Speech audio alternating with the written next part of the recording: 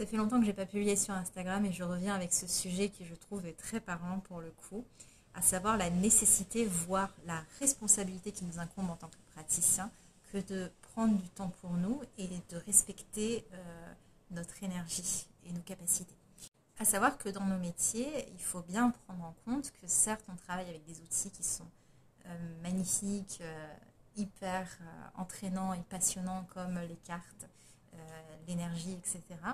Mais même si ces outils sont très beaux, il y a aussi une responsabilité qui est tout le suivi thérapeutique qui parfois peut être assez compliqué à gérer, très lourd. Sur une journée de rendez-vous, j'ai plein de sujets différents, des plus légers, des un peu plus lourds, des très lourds.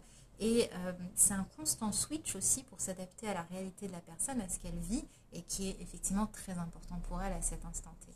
Donc on a des histoires qui sont très difficiles, des choses un peu plus légères. Et c'est hyper important d'avoir déjà, première chose, un beau switch entre chaque prestation.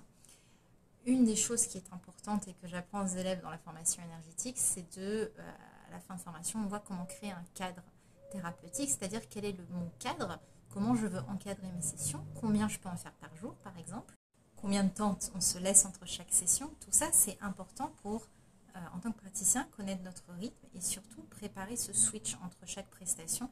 C'est hyper important de réussir à pouvoir couper avec la prestation précédente pour pouvoir être pleinement investi et présent pour celle qui suit. Donc déjà, il y a cette gestion du quotidien, mais aussi la deuxième chose, c'est de savoir respecter son rythme et ses ressources en tant que praticien.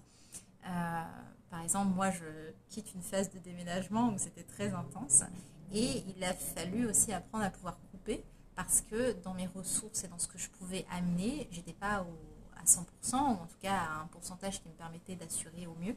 Et dans ce cas-là, il faut savoir prendre du recul, il faut savoir mettre de la distance et il faut savoir simplement ses limites et ses ressources et comment les gérer. Donc notre responsabilité en tant que praticien, c'est de bien délimiter un cadre qui nous respecte nous, mais respecte aussi les personnes que l'on reçoit.